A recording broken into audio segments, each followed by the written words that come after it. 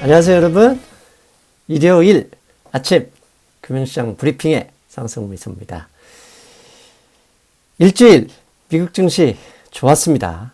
안타깝게 한국 증시는 미국 증시와 다르게 반응하고 있어서 속이 많이 상합니다.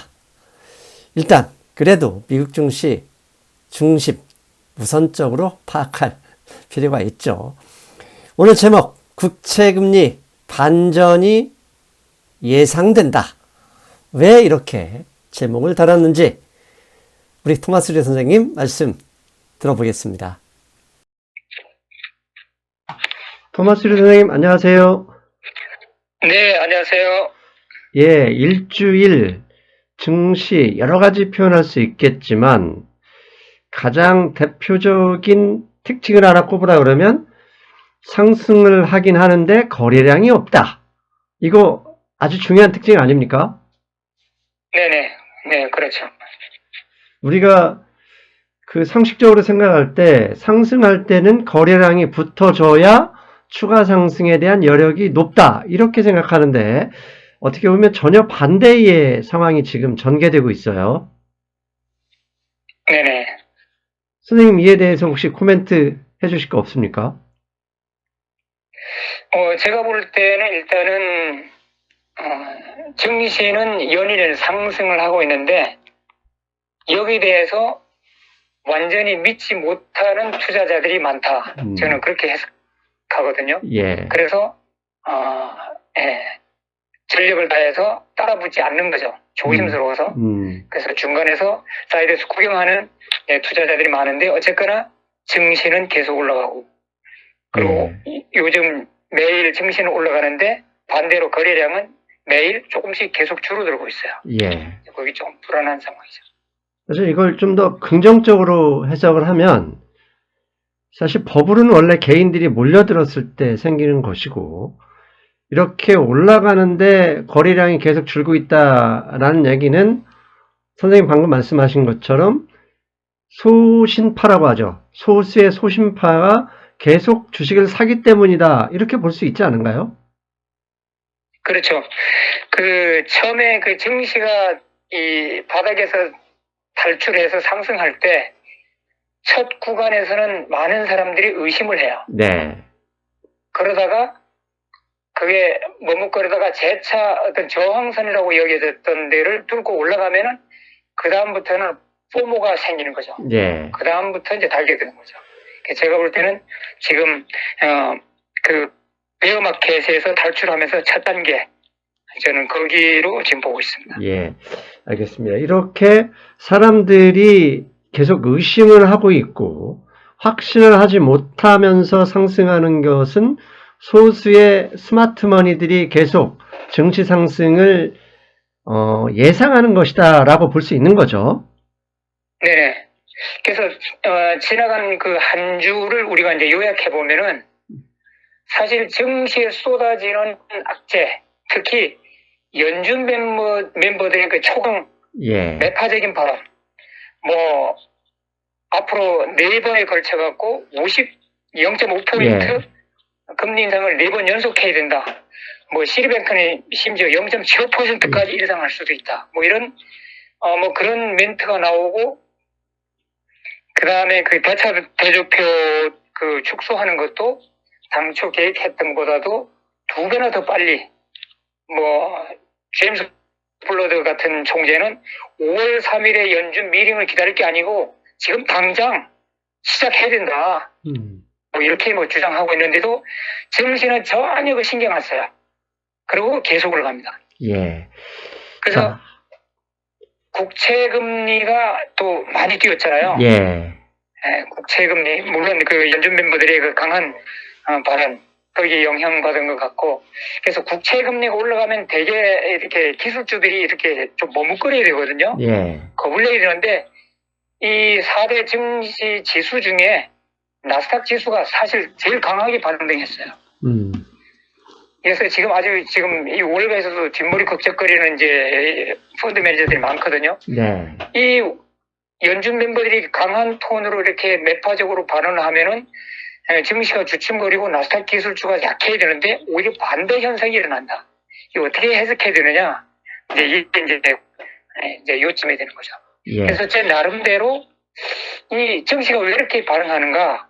이제 이렇게 조금 이제 요약을 좀 해봤어요. 예, 선생님, 그건 잠시 후에 제가 뒤쪽에 질문을 하고 그에 앞서서 좀 드려야 될 질문들이 한 두 가지 정도 있습니다. 그러니까 잠깐만 좀 인내심을 발휘해 주시고요. 네. 자, 사실 선생님 말씀하신 것처럼 월요일에 파월의장의 강경 발언으로 일단 하락으로 시작을 했잖아요. 그러니까 네. 지난 3월 FOMC에서 0.25% 기준금리를 인상을 했고 점도표에서는 추가로 올해만 6번이 0.25%씩 인상이 있을 것이다 이렇게 얘기를 했는데 일주일이 채 지나지 않은 시점에 페드의 의장 파월 의장이 0.5% 올려야 될 수도 있다 이런 발언을 했습니다. 그래서 월요일에 일단 증시가 하락으로 출발을 했죠. 네네.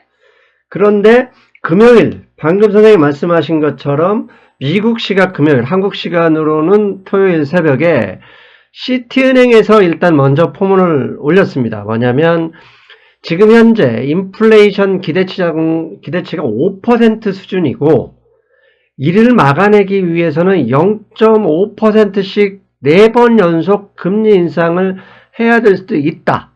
거기에 골드만삭스도 맞장구를 쳤습니다. 심지어 시티은행 그 애널리스트는 0.75%까지 이야기를 할 정도였는데 자, 중요한 것은 월요일날 파월 의장의 0.5% 인상 발언에는 하락 반응으로 바로 즉각적으로 흐름을 그렇게 이어갔지만 금요일에는 영어 말로는 쉽게 I don't care, 아몰랑 이랬거든요. 지수가 하락하긴 했지만 기술주가 아주 소폭 하락을 했어요. 물론 이제 월요일에도 사실 파월 의장의 그 강경 발언이 나오면서 지수 시작과 동시에 하락을 했지만 종가 기준에서는 그 나스닥 기술주들과 상당히 반등이 나오면서 소폭 하락에 머물렀잖아요.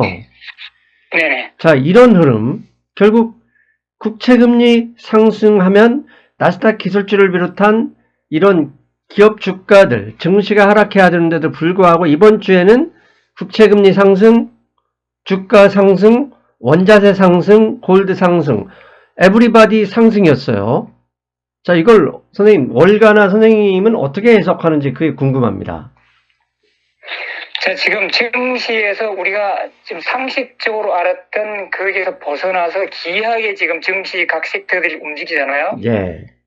지금 나스닥 올라가고 이제 국채금리 올라가고 이런 그 모든 변수, 기이한 현상의 중심에 딱 한 가지를 꼽으려면은 우크라이나에서 전쟁이 끝나간다. 이것이 자리 잡고 있다. 저는 그렇게 생각합니다. 예. 그래서 우크라이나에서 전쟁이 끝나가면서, 그러니까 러시아의 패배로 우크라이나에서 전쟁이 끝나가는데 전쟁이 끝나가면 당연히 인플레이션도 진정될 것이다. 이것이 선반영되고 있다. 저는 그렇게 봐요. 그래서 연준 의원들의 초강 매파적 발언에도 증시, 나스닥 기술주는 꿈쩍도 안 하는 이유가 저는 이거라고 보고 있습니다. 자, 이거 상당히 중요한 얘기입니다. 사실 그 전쟁 이야기를 또 안 할 수가 없죠. 지금 현재 증시를 이끌어가고 있는 큰 화두 두 가지가 하나는 전쟁, 그 전쟁으로 인해서 나오는 인플레이션, 물가 상승 이 두 가지인데 자, 전쟁 이야기로 먼저 돌아가 보면 나토 정상회의가 목요일, 금요일 이틀 열렸습니다. 그런데 사실 그 전에는 새로운 경제 제재, 러시아산 석유 수입 금지가 유럽에서 나오지 않겠느냐라고 예상을 하면서 목요일에 하락을 했지만 결과를 까보니 일단 러시아산 원유 수입 금지 이야기는 없었습니다. 그리고 중요한 게 그 우크라이나가 요구했던 게 그 비행금지 구역 설정, 그 다음에 우크라이나 무기 지원, 이걸 또 미국에서 받아들이지 않았습니다. 물론 우크라이나에 대한 경제 지원을 하겠지만 러시아와의 군사적인 충돌, 이 전쟁이 확대될 수 있는 그런 여지는 남겨두지 않겠다. 이 의지가 분명히 보여진 거죠. 네네. 자, 그렇다면 전쟁이 이게 쉽게 끝나는 게 아니라 오히려 질이 멸렬하게 오래 갈 수도 있지 않나, 이 생각은 해볼 수도 있지 않을까요? 네, 그런데 우리가 이제 우크라이나 전쟁 나기 전에 이미 우리가 방송에서 얘기했잖아요. 그 역사적으로 보면은 전쟁 직전에 정시가 가장 내려갔다가 예. 전쟁이 발발되면 바로 정신을 회복한다. 사실 이번 우크라이나 전쟁도 똑같이 전쟁 발발하면서 바로 정시가 폭등했었잖아요. 예. 폭등했다가 그 러시아에 대한 그 스위프트 거기서 배제하는 탈퇴시키는 이제 그런 조치가 나오면서 정시가 바로 이제 곤두박질을 쳤었죠. 예. 그런데 지금 이제 그런 충격은 이제 일단 증시에 반영됐고, 그 다음에 지금 전쟁 상황은 지금 안에서 뭐 많은 건물 부서지고 사람들 죽고 하지만은 인플레이션을 더욱더 유발할 수 있는 것은 이미 시장에 다 반영되고 지나갔다. 이제 그렇게 보는 거죠. 그래서 최근에 이제 지난 일주일간의 증시에서 특히 나스닥 지수를 잘 보면요. 다른 모든 악재에 전혀 반응 안 하는데 네. 원유 가격이 올라갈 때마다 나스닥이 출렁해요. 예, 그래서 특히 그 후티 반군이 이제 사우디에 예. 유전 공격을 이제 폭탄 공격할 때 그때 유가가 이제 팍 튀잖아요. 예. 그럴 때 증시가 여지없이 팍 내려가요. 내려갔다가 그것도 한 몇 시간 지나면 다시 또 증시는 슬금슬금 올라와요. 원유 가격이 안 내려가는데도 불구하고. 그래서 금요일 아침에도 사우디에서 이제 드론 폭탄 공격이 미사일 공격이 있었잖아요. 네. 아람코 정유 시절. 예. 그때를 기점으로 해갖고 나스닥 지수가 거의 한 1% 정도 빠졌었어요. 그러다가 시간이 가면서 마지막에 거의 뭐 플랫 마이너스 약간 0.2%인가 그 정도에서 이제 장이 맞췄죠. 그래서 증시가 지금 겁내는 거는 이 인플레이션이 앞으로 지속될 수 있는 건가 아니면 좀 더 악화될 수 있는 건가 이것만 바라보고 있는 거지 지금까지 나타나 있던 인플레이션 변수 이것은 지나간 것으로 보고 있다. 저는 그렇게 보고 있습니다. 자, 그렇다면 선생님 말씀은 제가 정리를 하자면 최근 결국 우크라이나 전쟁도 러시아 우크라이나 전쟁 자체가 아니라 원자재 농산물 가격 상승을 통한 인플레이션 확대 가능성 때문에 주목을 받는 것이다. 일단 이거네요. 네네. 예, 그런데 최근 국채금리 상승, 원자재 가격 상승, 그럼에도 나스닥 상승 이야기는 전쟁이 추가적으로 세계대전으로 이루어지지 않는 이상 이미 인플레이션 관련 영향은 지수, 증시에 다 반영이 됐고 거기에 플러스해서 연준이 매파적인 정책, 돈의 총량을 줄이는 정책이 지금 현재 예상되고 있기 때문에 인플레이션은 결국은 안정화될 것이다. 이게 증시에 반영하고 있다. 이게 선생님 말씀하시는 일종의 간단한 결론이죠? 네네. 그리고 며칠 전에 이제 바이든 대통령이 중국에 대한 관세 면제를 또 다시 했잖아요. 예. 이것도 이 인플레이션이 진정될 것이다 하는데 이제 상당히 영향을 주는 것 같고요. 예. 그다음 미국에서 최근 지난 주일에 나온 통계에서 그 인플레이션 그 지표 여러 항목 중에 중고차 가격이 상당히 많은 부분을 차지했었는데 예. 중고차 가격이 내려왔어요. 그다음에 이제 미국의 주택 모기지 금리가 제가 오늘 금요일 들은 걸로는 4.29%까지 올라가면서 미국의 주택 판매도 지금 줄어들고 있고 예. 지금 주택 전문가들의 전망은 미국의 주택 가격이 어느 정도 하향으로 갈 것이다. 이제 그런 것도 전망하고 있거든요. 예. 그렇다 그러면 집값이 내려가면서 렌트값 지금 그 인플레이션 항목 지표 중에 제일 큰 게 렌트잖아요. 예. 렌트값도 낮아질 것이다. 이제 이런 것이 이제 다 이제 증시에 반영돼서 지나간 얘기로 지금 되고 있다. 그렇게 보이십니다. 예. 사실 KB홈, 그러니까 주택 판매하면 KB홈 주가를 볼 수 있는데 KB홈 주가가 일단 꺾였잖아요. 그다음에 리파이낸스라고 하는 그 리파이낸스니까 금리 하락이나 상승을 예상해서 빨리 다시 금리 재조정하는 모기지인데 그게 특정 지역에서는 5%를 넘을 가능성도 있다. 이런 뉴스가 이게 조금씩 나오고 있어요. 네네. 그렇다는 얘기는 결국 인플레이션이 어느 정도 잡힌다는 얘기인데 중요한 건 인플레이션을 잡으려고 하다가 너무 무지막지하게 2018년 오토파일럿 이런 것처럼 해버리면 경제와 함께 주가가 완전히 무너질 수도 있는데 그 이야기는 일단 먼 나라 일단 좀 긴 시간 후에 이야기겠죠? 그렇죠. 그거는 그때 가보면은 또 페드가 예. 또 입장이 변할 수도 있어요. 이게 예. 너무 타이트닝 했다가 리세션 빠질 것 같아 그러면은 또 속도 조절할 거거든요. 네. 그래서 정치 참여자들은 페드를 믿는다. 이제 저는 그렇게 보고 있습니다. 그리고 선생님 방금 앞에서 말씀하신 것처럼 미국이 중국산 수입품에 대해서 거의 한 70% 가까운 제품에 대해서 수입 관세를 되돌렸습니다. 트럼프 대통령이 네네. 미중 무역 분쟁을 일으키면서 올려놨던 관세를 하락을 시켰는데 그 효과로 당연히 미국의 이제 수입 물가가 어느 정도 내려가겠죠, 당연히. 거기에 추가적으로 생각해 볼게. 미국이 아무런 대가 없이 중국에 니네 관세 내려줄게 이렇게 하지 않았을 가능성은 있지 않습니까? 즉 예를 들어 지난주에 미국과 중국의 그 정상들이 전화통화를 2시간 가까이 했잖아요. 그러니까 러시아에 대한 지원을 해서 쓸데없이 전쟁을 확대하지 않는 것을 당근책으로 제시하면서 관세 인하를 했을 가능성 이것도 좀 생각해 봐야 되지 않겠습니까?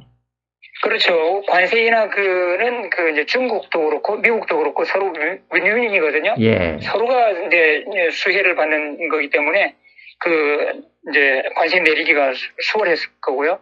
지금 바이든 대통령은 11월 중간 선거를 앞두고 인플레이션이 이렇게 계속 높아가면은 결국 자기 지지 세력들이 삶이 어려워지거든요. 예. 이것을 빨리 어떻게 해결해야 돼요, 정치적으로.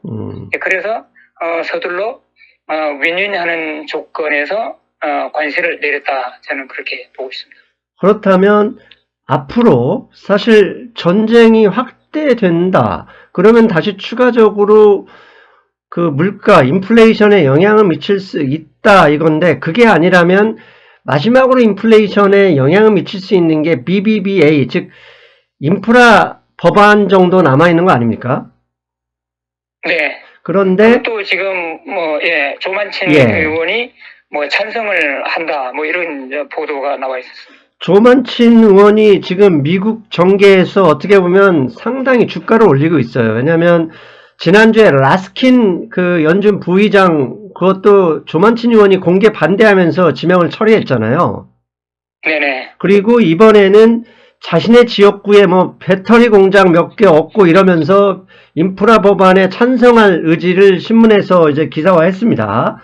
자, 그렇다는 얘기는 인프라 법안이 약간 줄어들긴 하지만 통과될 가능성이 높다. 그러면 당연히 그게 채권 발행일 테니까 그만큼 돈이 풀린다는 의미이니 인플레이션이 영향을 당연히 받을 것이고 그게 오늘 채권금리에 강하게 반응이 된 것이다. 이렇게 볼 수 있을까요? 네. 국채금리가 이제 많이 올라가는 거, 요거는 조금 제가 이따가 이제 조금 자세히 설명드릴 건데, 이게 지금 혹시 레이달리오의 그 세계질서 재편 중 이거 혹시 비디오 보셨어요? 저는 못 봤습니다.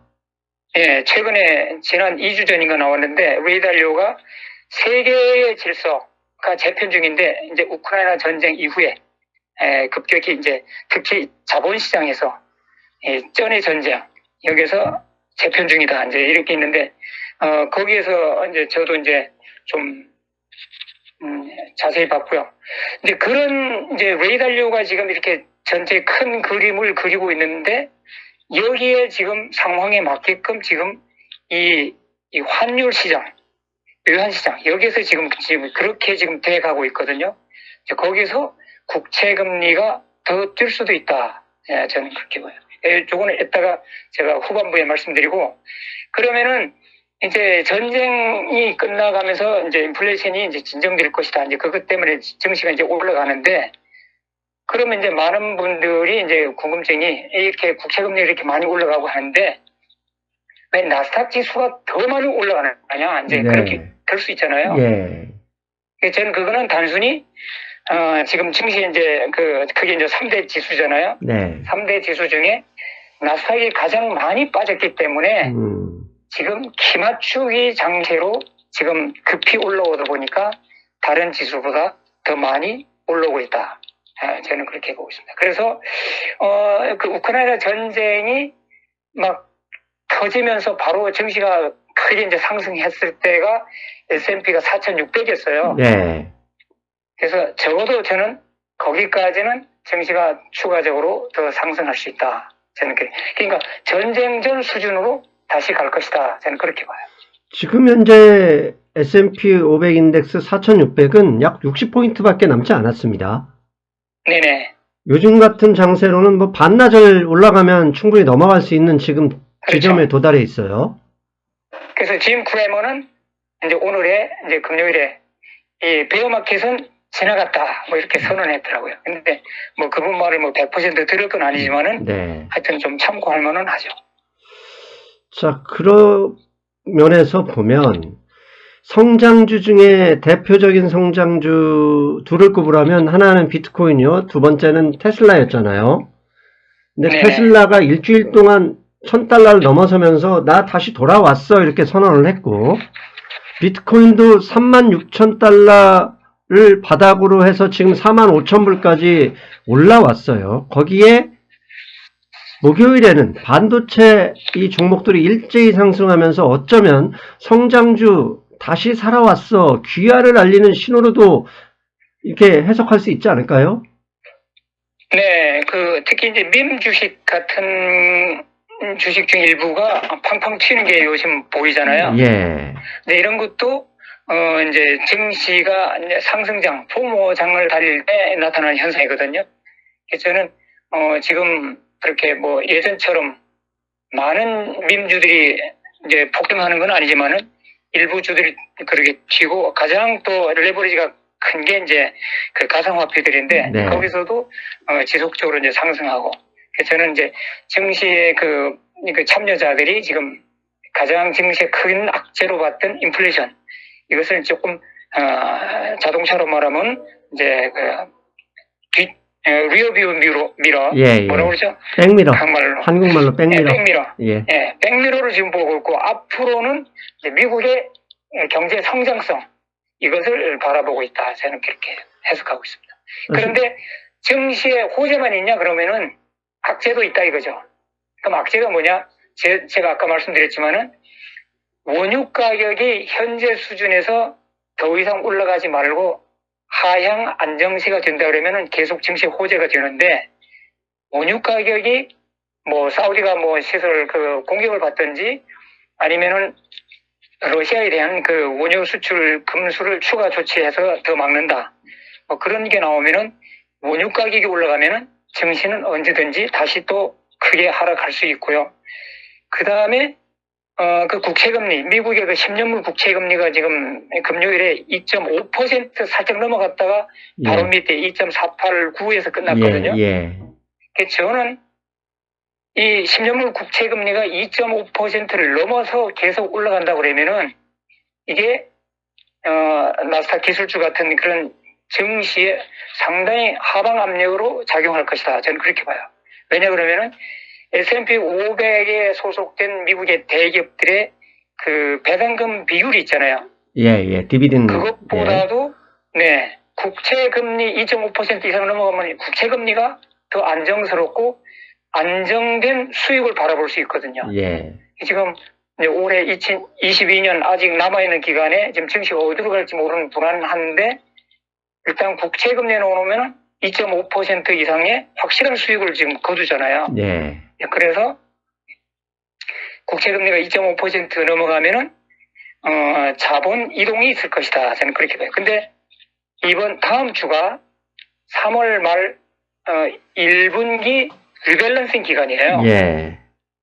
그래서 이 다음 주 말일경 그 리밸런싱 기간에 그 펀드 매니저들이 혹시나 이 위험자산 증시에서 그 안전자산인 국채 가격 이쪽으로 자본을 이동하지 않을까. 이제 그걸 좀 눈여겨봐야 된다. 이렇게 생각하는데 지금 어쨌거나 10년물 국채금리가 2.5%인데 골드만삭스는 올해 연말에 2.7%로 예상하고 있어요. 근데 거의 지금 거의 왔잖아요. 예.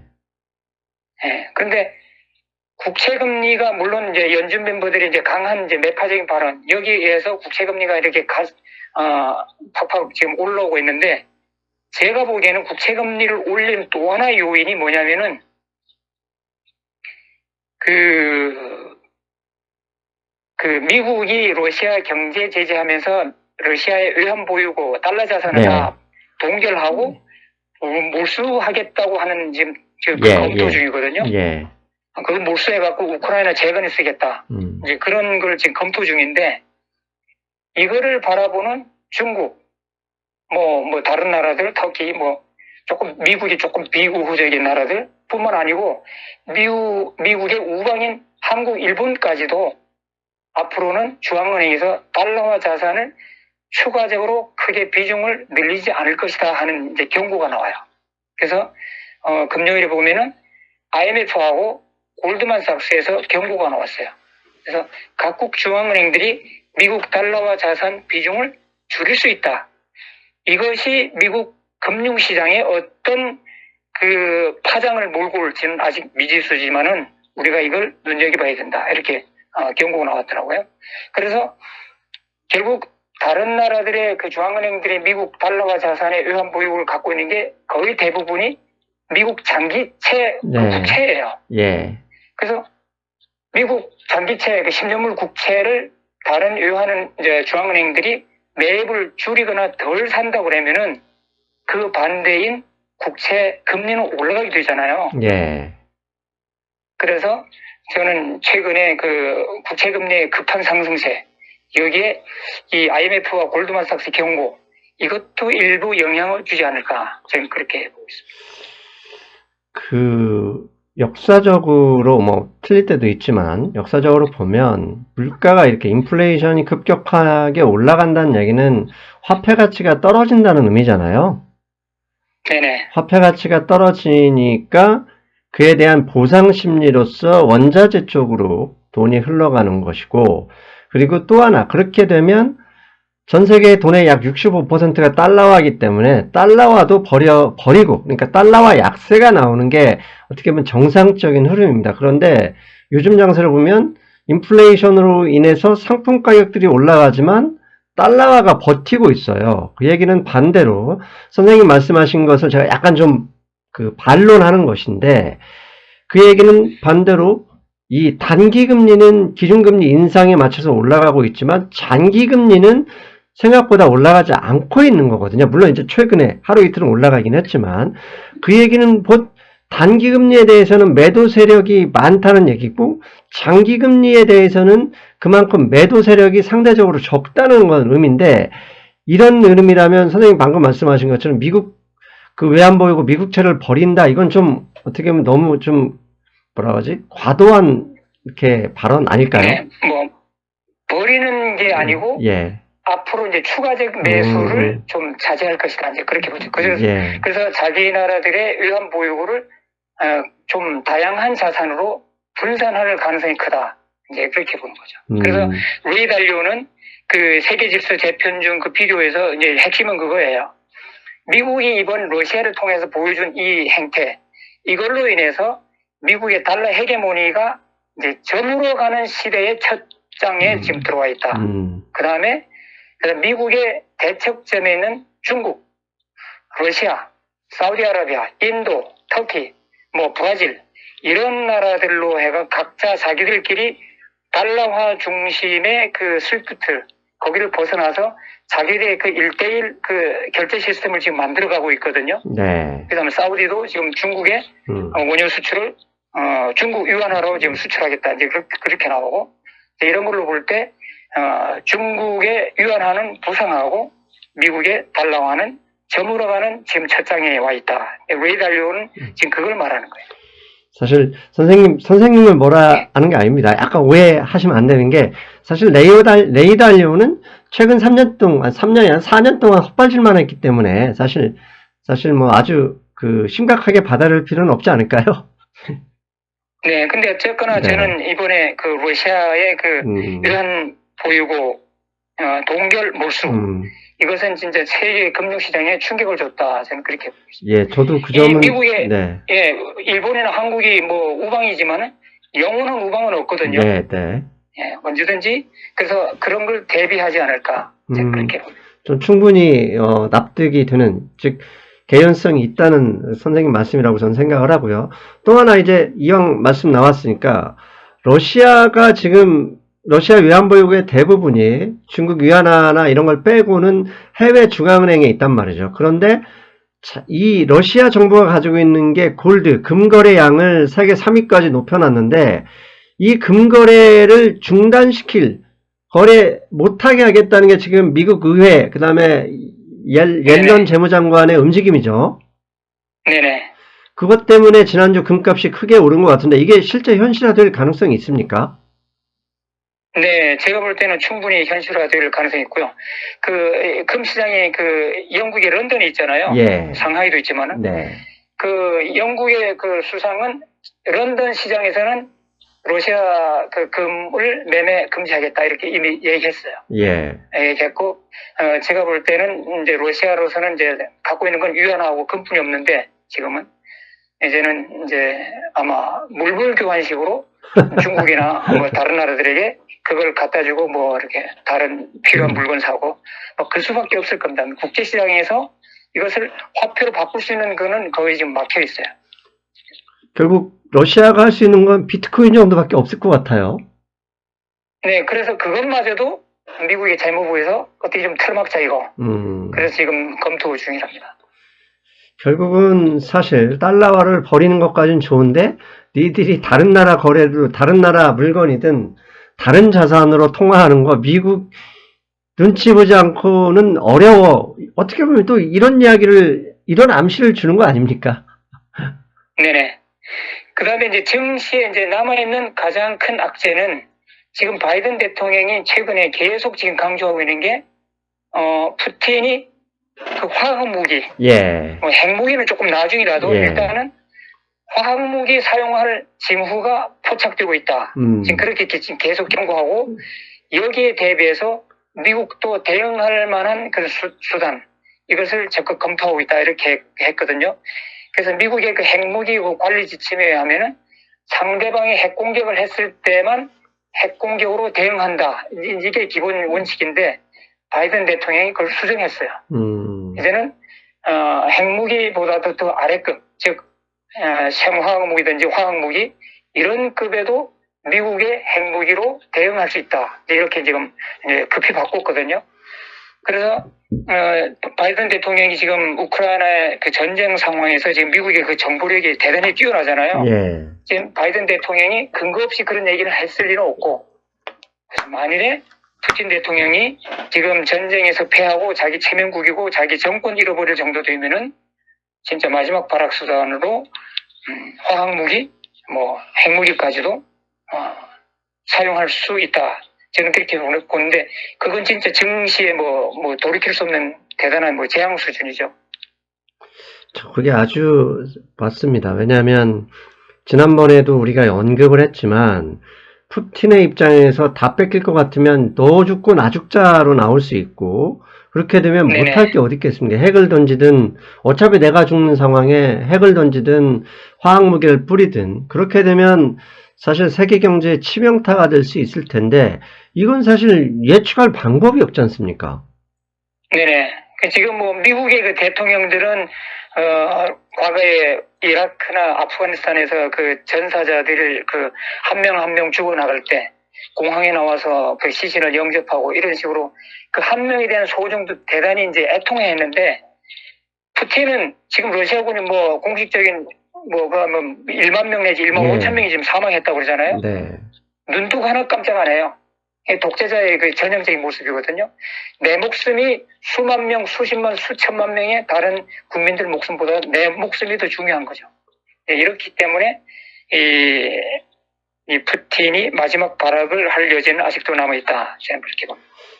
그렇게 보면 사실 그 군중심리, 그 코스톨라니 선생님이 추천한 군중심리라는 책을 보면 이 정권을 뒤집어 엎든 경제를 발전시키든 역사를 앞으로 나아가게 하는 것은 뭐 여러 가지 중에 하나가 민족성이라고 했는데, 이 러시아나 뭐 이런 집 보면 사실 만약에 그게 한국이었으면 한국 국민들이 똑같이 그냥 소리 소문 없이 있었을까? 이거 민족성이 대단히 중요하다는 걸 다시 한번 느끼게 되는 요즘이에요. 그게 이제 북한도 마찬가지죠. 예. 북한의 김정은 독재자에게 북한 국민들이 뭐 감히 목숨 내놓고 못하잖아요. 예. 근데 이거는 한국 같으면은 이제 언론의 자유가 있고 이렇게 자유 국가에서 살아왔기 때문에 이제 그렇지만은 러시아나 북한 같은 경우는 이게 뭐 50년, 100년 동안 이게 브레인와시가 되어 있거든요. 그렇기 때문에 이게 진짜 자유가 뭔지 정의가 뭔지 이게 판단 기준이 우리가 틀려요. 그러니까 그 사람들은 완전히 국가가 먼저다 이제 이런 생각을 하는 거죠. 그래서 푸틴이 진격 앞으로 하면 자기가 죽더라도 이제 달려 앞으로 나가는 거죠. 심리학적으로 그게 학습된 무기력이다 이렇게 봐도 되겠네요. 네, 예, 맞습니다. 예, 알겠습니다. 자, 그렇다면은 사실 핵전쟁이나 생화학 전쟁 이것은 우리 범인들로서는 사실 예상 불가이고, 왜? 그건 뭐 미국 최고위층, 그다음에 푸틴 정도만 알 수 있는 상황이기 때문에 그걸 우리가 사실 예상한다. 이것은 불가능한 얘기고. 하지만 우리가 할 수 있는 것은 결국 흐름 상황에서 유추할 수밖에 없거든요. 그 흐름 상황을 보면 네. 우리가 앞부분, 앞에 첫머리에서 말씀드렸듯이 거래량이 계속 줄면서도 상승하고 있다. 이 얘기는 의심 세력이 아직도 많지만 스마트머니들은 계속 상승에 배팅하고 있다. 이렇게 볼 수밖에 없는데, 이런 흐름이라면 일단 4,600포인트, 즉 S&P 500 인덱스 4,600포인트, 지금 앞에서 두 번에 걸쳐 실험을 했다가 다시 되돌려 왔는데, 네. 이게 세 번째 시도가 다음 주에 나올 가능성이 있겠죠?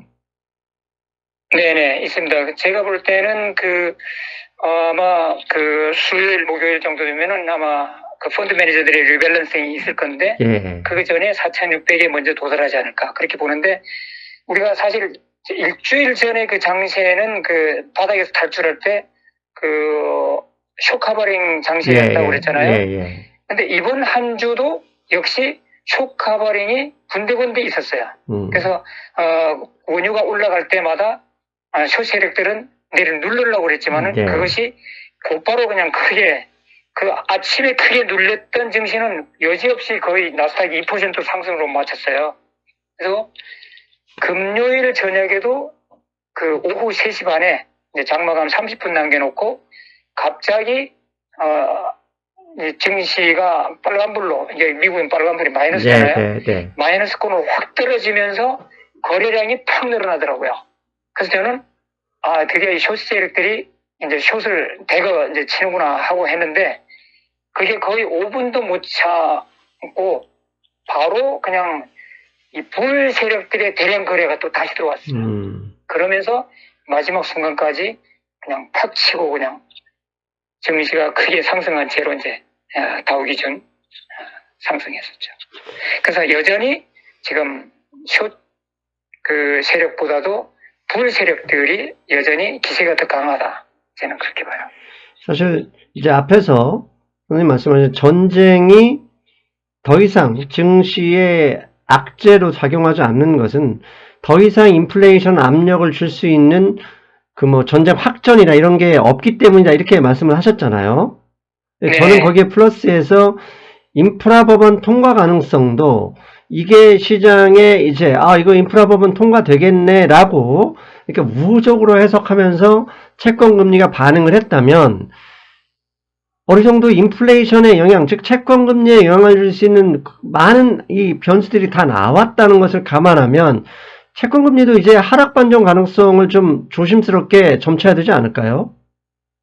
네, 그래서 이제 월가에서는 지금 국채금리 하락, 여기에 이제 베팅하라, 이제 이런 이제 메시지가 많이 나와요. 그래서 국채 가격, 이거 지금 상당히 매력적인 가격이다. 예. 지금 상황을 보면은 국채금리가 더 올라갈 것 같이 보이지만은 지금 이 국채시장 자체는 지금 패닉 상태거든요. 네. 이 국채 가격이 이렇게 많이 떨어졌을 때가 오히려 바잉 찬스다. 그러면서 이제 그 분석가는 이래요. 국채 금리가 올라갈 때 증시가 올라갔지만은 오히려 국채 금리가 떨어질 때 증시도 같이 떨어질 수 있다. 이런 분석을 해요. 예. 그래서 특히 이제 국채 금리 올라가면 거기에 수혜주가 뱅크주잖아요. 예. 국채 금리가 떨어지면은 뱅크주가 이제 못 올라가고 뱅크주가 S&P에서 상당히 큰 부분을 차지하기 때문에 이제 뱅크주가 떨어짐으로 해갖고 거기에 관련된 이제 가치주들이 동조화 현상을 볼 수 있거든요. 그런 식으로 그래서 국채 금리가 내려가면 오히려 주식이 더 내려갈 수 있다. 거의 지금 단기 고점이 아니겠느냐 이제 이런 분석을 하는 거죠. 지금 우리 시청자 여러분께서 헷갈리면 안 되는 게, 오해하시면 안 되는 게, 단기 고점 이야기는 주식이 아니라 지금 채권 금리에서 말씀하시는 거죠? 네네. 헷갈리시면 안 됩니다. 그러니까 즉 선생님 말씀은 뭐냐면, 제가 이제 이게 일요일에 저 멤버십에 글을 씁니다. 다음 주 이제 증시 뭐 이런 것 때문에. 근데 그때 썼던 말이, 원자재, 상품, 주식, 골드, 모든 것이 다 올랐는데, 그게 추가적으로 1년 후에도 오를지를 생각해보면 그게 쉽지 않다. 근데 반대로, 지금 상황에서 너무 빠져도 너무 빠졌다라고 보이는 게 주식, 비트코인, 채권 가격이다. 채권 금리가 상승했으니까. 이런 얘기를 쓰면서 이제는 반대의 생각을 할 때가 됐다라고 했는데, 주식과 비트코인은 올랐습니다. 예상대로. 근데 채권 금리는 뭐 주초보다 좀 더 올랐기 때문에 채권 가격이 떨어졌는데, 자, 채권 금리에서 보면 채권 금리가 많이 올랐다는 얘기는 매수세보다는 매도세가 강하다는 의미잖아요. 네네. 근데 매도세가 강함에도 불구하고 누군가는 지금 사고 있다는 얘기잖아요. 분명히. 네네. 사고 있는 세력이 있으니까 계속 거래가 되는 건데, 그 얘기는 주식하고 똑같은 것이 아닐까. 즉 주식에서도 남들이 다 빠진다고 할 때 누군가는 사고 있으면서 조심스럽게 올라가듯이, 채권에서도 이렇게 모두가 다 안 좋다고 생각하는 상황에서 누군가는 사고 있다. 그게 누굴까?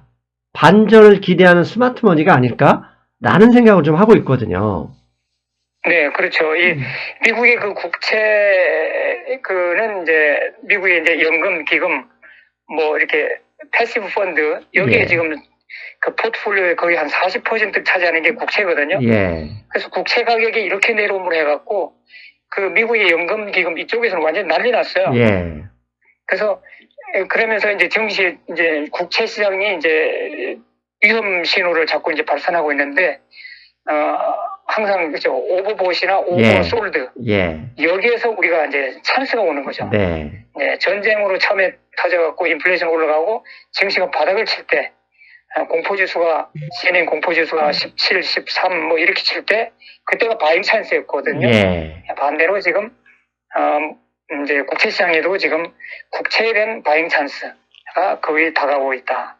저는 그렇게 보고 있습니다. 예. 그래서 혹시 증시에서 이제 지금까지 수익을 잘 못 본 분들은 국채 가격, 네. 그 TLT죠. 네. 1배짜리, 그 2배짜리 티커는 제가 기억이 안 나는데, 하여튼 그쪽에 지금 좀 장기 투자로 다시 들어가도 괜찮다 생각해 봅니다. 예, 알겠습니다. 자, 벌써 50분이 다 되어 가는데, 마지막으로 선생님, 그, 앞부분에 제가 선생님 말씀을 계속 중간중간에 정리하면서 왔지만, 이게 40분이 넘어가니까, 마지막으로 선생님 말씀을 정리해 주시고, 다음 주 전략, 코멘트 하면서 마무리 하겠습니다. 네네. 그래서 우리가 이제 국채 금리가 이렇게 올라가는데도 불구하고 증시는 전혀 신경 안 쓰고 매일 올라가는데, 그러면은 국채 금리가 떨어지면 나스닥 지수주 같은 게 더 많이 올라갈 수 있는지, 또 짐 프레머가 말한 대로 베어마켓은 지나갔다. 그럼 앞으로 상승장만 있을 것이냐? 저는 그렇게는 또 안 봐요. 왜냐면은 지금 어쨌거나 지금 연준의 그 타이트닝 사이클이거든요. 네. 여기 상황에서는 그 아까도 말씀드렸지만은 그 배당금이 높은 주식은 강하게 버틸 수 있고, 그다음에 성장성이 강한 주식은 버틸 수 있는데, 성장세도 약하고 배당금도 없고 배당금 비율이 작고 이런 주식은 계속 하방으로 계속 갈 수 있다 이거죠. 왜냐하면 이 시장에서 유동성을 지금 회수하는 지금 단계이기 때문에 네, 그런 지금 위험성은 항상 우리가 이제 염두에 두고 이제 해야 되는데 일단은 최악은 지나간 것 같고, 그래서 이제 좀 큰 폭으로 업앤다운 할 때 그 흐름에서 이제 우리가 스윙으로 이제 수익을 만드는 그런 전략이 필요하다. 그러니까 지금 상황에서는 전쟁 전 수준으로 지금 거의 다 왔기 때문에 예. 이제는 미국 경제가 얼마나 이 타이트닝 사이클에서 강하게 받쳐주는지 이것이 관전 포인트다. 저는 그렇게 봅니다. 그렇다면 다음 주 초에 있을 3월 고용지표, 이것도 사실 중요한 그 흐름이, 변수가 될 수 있겠네요.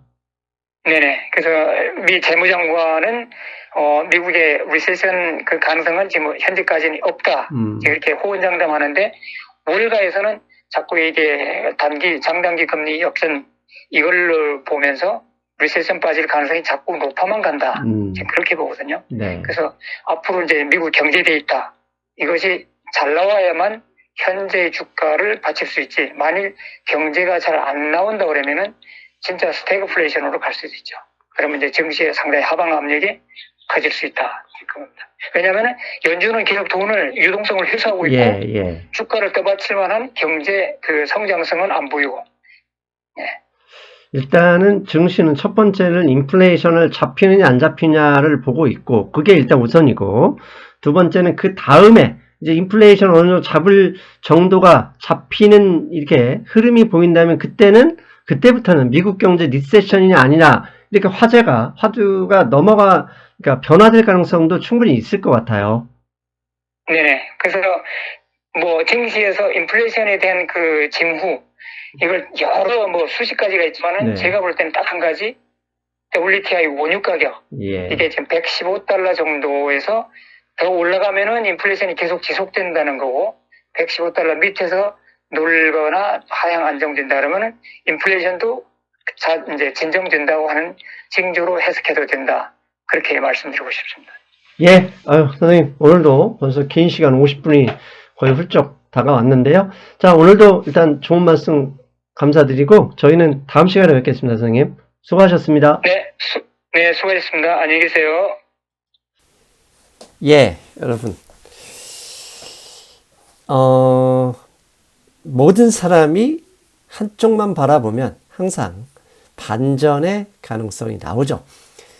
주초에 비트코인, 그 다음에 증시가 그랬는데, 이제는 나머지 하나, 국채 금리가 그 방향에서,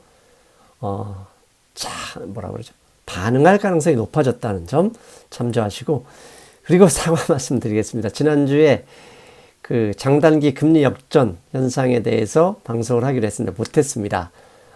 그 시장의 관심이 일단 적었고요. 그 다음에 제가 아직 그 자료조사가 덜 끝났습니다. 자료조사가 마무리되는 대로 그 방송은 꼭 하겠습니다. 죄송하다는 말씀 다시 사과드립니다. 저는 다음 주에 뵙겠습니다. 여러분 안녕.